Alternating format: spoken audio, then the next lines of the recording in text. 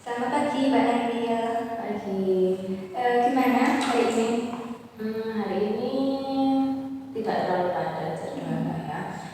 Hanya di pagi ini saya ada ujian mata kuliah dari Prodi Kimia Fisika. Setelah itu saya free. Oh, berarti sebelum kesini tadi ada ujian ya? Iya, ada ujian. Soalnya UTS ya, sekarang UTS. Sekarang kan udah mau liburan nih. Kapan pulangnya? Pulangnya sih rencananya hari Rabu besok. Oh, Rabu. Oke. Soalnya ini kebanyakan kayaknya udah pada pulang kampung ya sih. Pulang semua. Terus gimana kabar Mbak Nadia? Hari ini sehat, baik, terus juga maksudnya moodnya masih baik.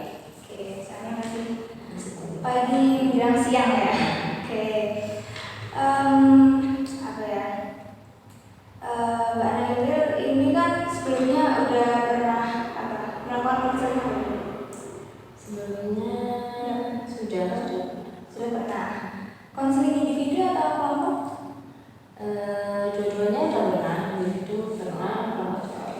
Oke, Mbak Nadia, sebagai penguatan aja ya, Ibu di sini akan menjelaskan sedikit tentang sesi konseling kita pada kali ini. Nah, pada pertemuan yang pertama ini, nanti kita akan membahas persoalan dari Mbak Nadia gitu. Nah, dalam sesi konseling ini juga dibatasi waktu sekitar 30 menit, cukup? Nanti 30 menit ke depan kita akan melakukan asesmen, terus menyelesaikan permasalahan dari Mbak Nadia gitu.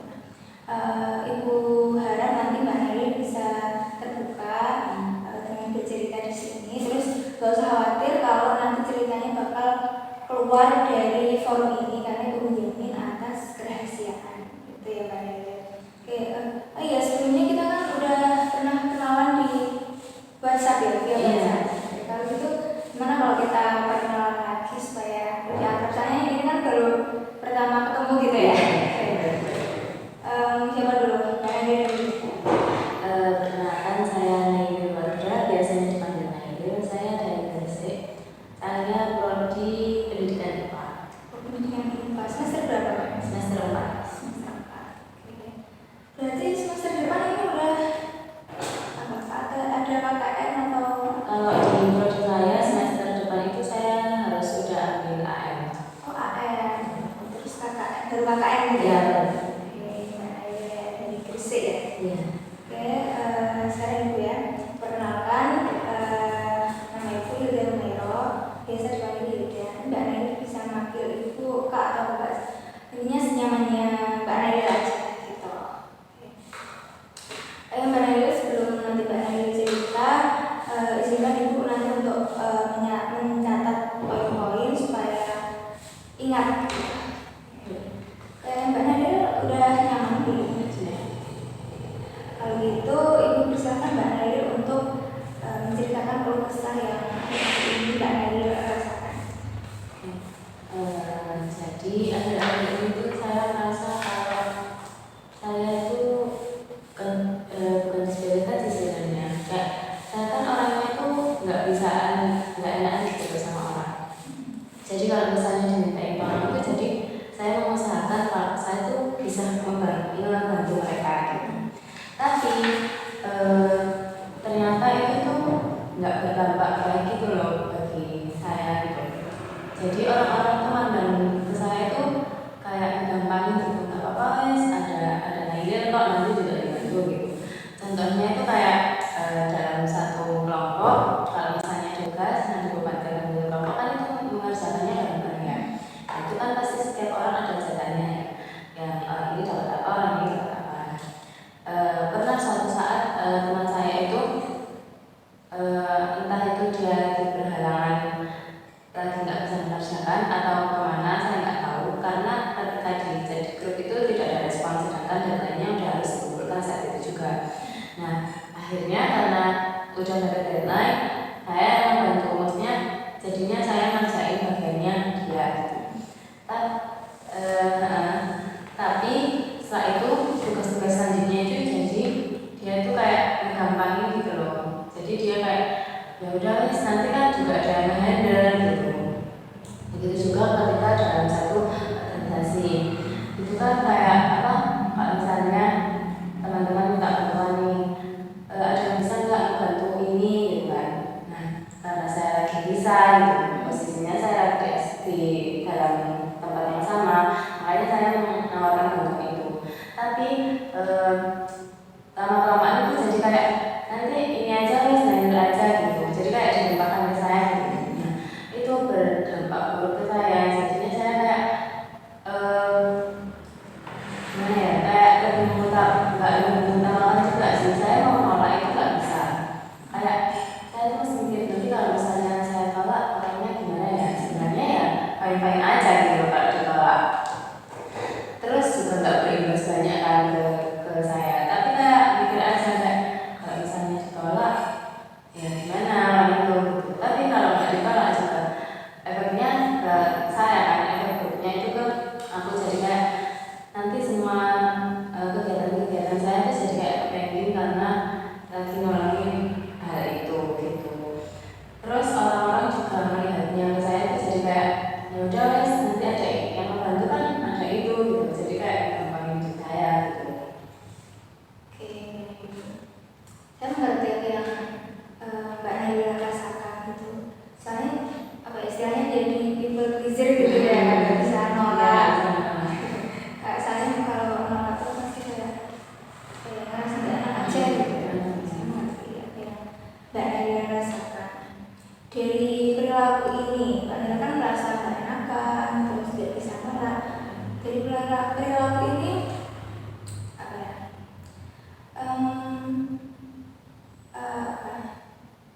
Yang ingin Mbak Naila ubah tuh, maksudnya apakah Mbak Naila ingin mengubah perilaku ini? Iya mau sebenarnya. Siapa sih yang nggak mau? Maksudnya udah, maksudnya stop itu kan termasuk hal buruk ya, jadi people pleaser itu. Pengen ngerubah tapi ya gimana caranya? Soalnya itu kayak udah habit gitu loh, udah jadi kebiasaan aku. Kalaupun mau itu pun nanti mesti aku ini kayak nanti pandangan orang ke aku tuh jadi beda gitu. Oke. Nah, sebelum perilaku ini apakah memang sudah dari dulu atau ada pemicu atau situasi yang terjadi lah sebelum perilaku Mbak Naila saat ini? Bisa dibilang udah dari dulu sih, sejak lama juga. Tapi yang baru kerasa banget itu pas yang di masa kuliah ini. Menurut Mbak Naila itu pemicunya apa? Apakah memang Mbak Naila itu kayak ya saya emang gak enakan orangnya gitu? Sebenarnya ada dua sisi gitu. Kadang saya merasa ya emang aku gak enakan orangnya, tapi kadang di sisi lain tuh ada satu pemicu yang buat saya kayak gini. Contohnya itu kayak sebenarnya saya itu sangat-sangat memperhatikan pandangan orang terhadap saya. Jadi kak, kalau menurut pandangan orang itu saya jelek, pasti saya pikir gitu loh, kenapa kok bisa dibanding kayak gini ya. Tapi sebenarnya itu kan ya udah gitu loh, itu kan ya orang kan nggak bisa kalau aku lihatnya itu gitu loh. Makanya jadi saya kalau misalnya tak tolak nanti pasti oh ternyata anaknya gini gitu. Nah itu yang memicu jadi akhirnya jadi berbeda. Karena Mbak Naila merasa Mbak Naila kalau menolak ajakan atau apa ya semacamnya itu takut kalau pandangan orang lain itu berubah. Itu apakah ada bukti yang apa ya membuktikan kalau semisal Mbak Naila itu menolak, orang itu bakal memandang Mbak Naila jelek? Sebenarnya ada, tapi kayak dulu waktu SMA pernah nolak apa gitu, saya lupa di kasusnya apa, saya nolak. Terus habis itu dengar nih dari teman-teman anak ini mau bilang kamu itu kayak gini gitu. Oh, jadi itu yang membuat Mbak Naila merasa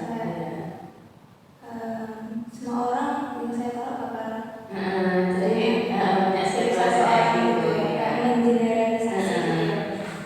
Oke, benar. Nah, kondisinya sangat sering atau bagaimana? Sebenarnya kalau mulai saya kurangi sih, kayak saya pun juga mikir ya wes nggak apa-apa, maksudnya nggak harus kamu kan juga masih ada orang lain gitu ya. Udah mulai menerapkan itu, jadi frekuensinya nggak seberapa sering lagi. Dulu itu sangat sering gitu ya. Oke, kan Mbak Naila bilang kalau sekarang udah nggak terlalu sering, itu penyebabnya apa? Ya karena udah merasa capek gitu loh, terus orang-orang juga malah memandang apa ya itu tadi BPM kayak udah aku, jadi semuanya dilimpahkan ke aku, jadi kayak tanggung jawabku itu lebih besar gitu, sedangkan itu kan tanggung jawabnya dia gitu, itu yang Itu karena mulai capek sendiri gitu ya. Berarti Mbak Naila ini udah ada usaha apa ya, semacam apa ya, nolak gitu kalau ada misalkan udah nggak ada. Itu bagaimana dari perasaan Mbak Naila sendiri? Apakah masih merasa kayak nggak enak atau ya udahlah? Sebenarnya tuh pernah merasa kayak salah nggak sih aku nolak tadi gitu kan. Apa aku harusnya bantu aja ya gitu. Tapi pernah juga kayak mungkin di waktu aku kesel ya, kayak udah capek terus ya udah nggak apa-apa gitu, maksudnya kan itu tanggung jawab dia gitu. Jadi tetap ada perasaan yang nggak enak gitu ya. Oke, baik. Nah, menurut Mbak Naila, perilaku ini dalam mempengaruhi kehidupan Mbak Naila itu bagaimana? Sangat berpengaruh sih, soalnya satu perilaku ini tuh bisa ke hal yang lain-lain.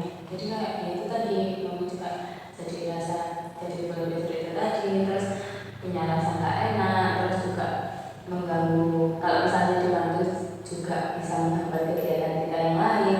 Terus kalau misalnya apa namanya ditolak itu buat mikir kayak apa salah nggak sih, terus pandangan orang itu kayak gimana kita. Jadi kita merasa nggak enak sampai mempengaruhi hubungan Mbak Naila kita terus dalam organisasi perkuliahan juga gitu Mbak Naila. Menurut Mbak Naila, apakah Mbak Naila itu mengetahui kayak akibat atau konsekuensi yang Mbak Naila rasakan kalau Mbak Naila tetap dalam perilaku ini? Tahu sebenarnya. Ya kalau misalnya tetap dalam perilaku ini ya nanti orang-orang yang pada ya itu tadi mikir kita kayak ya udah, bahkan keputusan kita pun bisa aja diambil sepele sama orang. Berarti menurut Mbak Naila, ya, jika Mbak Naila mengatakan tidak gitu, apa ya, apakah Mbak Naila tetap merasa ada rasa yang nggak enak atau bagaimana? Sebenarnya ada, tapi kalau dari orangnya, maksudnya kalau misalnya orang itu dekat ataupun banyak membantu aku, itu pasti kan ada rasa itu. Tapi kalau misalnya orang itu nggak terlalu dekat sama kita, terus pernah ada hal yang nggak menyenangkan di antara kita, pasti aku ya cuek aja. Berarti tergantung apa ya, kayak hubungan pertemanan dari Mbak Naila gitu ya. Oke, Mbak Naila. Mbak Naila apa ya, kan Mbak Naila sudah ada usaha yang buat apa untuk mengurangi perilaku yang nggak enakan ini. Kan tadi Mbak Naila bilang kalau perilaku ini sudah menjadi habits gitu. Nah, apakah kedepannya itu Mbak Naila akan tetap dalam perilaku ini atau berusaha mengurangi sampai benar-benar apa ya, menghentikan lah dari perilaku atau menghilangkan perilaku? Masih coba untuk mengurangi dan menghentikan sih kalau misalnya, soalnya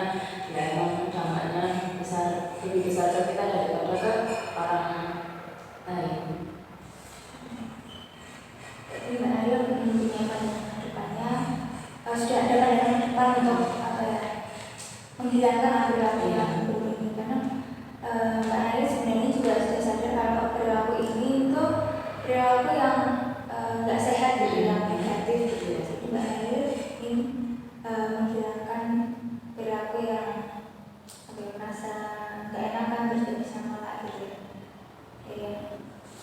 Terus kan Mbak Nail sudah melakukan usaha ya tadi untuk apa ya, jadi Mbak Nail kan bercerita kalau perilaku ini terjadi kalau Mbak Nail dalam kelompok terus dalam organisasinya itu ada nggak situasi lain yang Mbak Nail ini merasa ya perilaku itu muncul selain situasi itu? Dalam pertemanan sih bisa aja kayak dalam satu kelas itu kan kadang ya ada ya circle gitu lah. Nah dalam pertemanan itu kadang muncul juga kayak misalnya terus gitu. Berarti bisa dibilang kayak di banyak situasi, hampir semua situasi gitu ya Mbak Nail yang merasa kayak nggak bisa nolak kalau ada ajakan atau dimintain tolong gitu. Oke, ini Mbak Nail tadi kan sudah bercerita soal Mbak Nail merasa nggak enak, nggak bisa nolak. Nah, Mbak Nail merasa pemicunya itu karena Mbak Nail terlalu memperhatikan pandangan orang lain. Lalu dari hal tersebut muncul perilaku yang gak enakan terus gak bisa nolak, sehingga Mbak Nail ini sampai merasa apa ya, intinya kayak dimanfaatin gitu ya orang lain. Oke. Di sini itu ada sebuah cara gitu agar Mbak Nail bisa setidaknya apa ya, menghilangkan perilaku ini atau mengurangi sedikit demi sedikit gitu, lalu bisa menghilangkan dari perilaku ini. Mbak Nail itu bisa apa ya, tegas gitu dengan diri sendiri, berarti supaya Mbak Nail itu dapat mengungkapkan kata tidak secara tegas gitu. Mbak Nail apakah sudah pernah melakukan hal kayak latihan gitu? Kalau secara langsung tidak itu kayaknya nggak pernah deh. Cara nolakku tuh biasanya ya masih ada bedanya gitu. Jadi nggak secara gamblang bilang tidak gitu, nggak bisa gitu. Terus kalau jika Mbak Nail menolak permintaan bantuan atau semacamnya dari teman Mbak Nail, apakah Mbak Nail tetap merasa kalau orang lain itu punya pandangan yang buruk soal Mbak Nail? Iya sih, tapi itu nggak menginginkan gitu. Jadi ya, kadang ada kadang enggak. Berarti seberapa penting pandangan orang lain itu terhadap diri Mbak Nail? Sebenarnya kalau menurut saya itu penting. Tapi kalau misalnya dari kondisi aku yang udah kayak capek, udah kayak ya udah wes itu pasti ya udah wes apa terserah mereka. Menurut pandangan mereka kayak gitu ya udah. Mereka kan nggak tahu yang aku sebenarnya itu kayak gimana. Oke, berarti harapan dari pandangan orang lain kepada Mbak Nail itu seperti apa? Harapannya itu kayak ya orang aku tuh dipandang kayak ya baik, maksudnya nggak negatif lah, pokoknya positif aja gitu. Mbak Nail pengen ya apa ya? Saya mengerti, pasti kan semua orang kan dipandang positif, dipandang baik gitu ya. Nah dari yang cara tadi yang Ibu bilang tadi, yaitu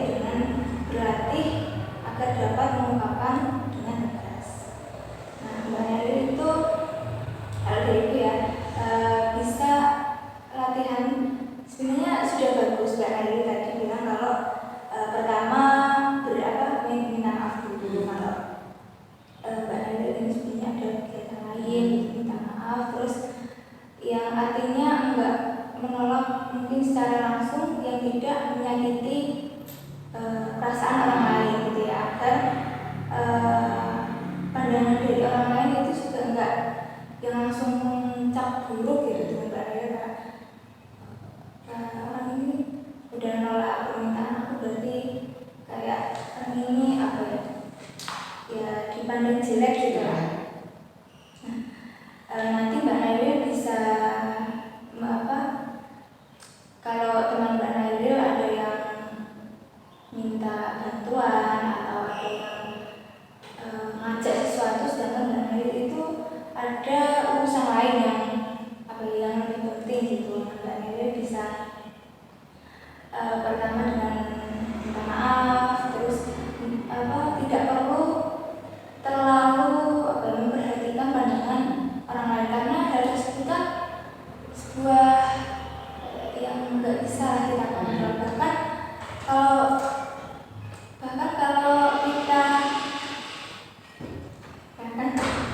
Bahkan kalau kita berbuat hal yang sebaik apapun, orang lain bakalan tetap ada pandangan yang buruk gitu saat kita. Jadi saya harap Mbak Naya itu tidak perlu terlalu memperhatikan pandangan orang lain, tetapi tetap saling menjaga perasaan gitu. Dengan berlatih hal tersebut sedikit demi sedikit, Mbak Naya bisa mencoba dalam seminggu ini. Nanti di pertemuan selanjutnya Mbak Naya bisa menyampaikan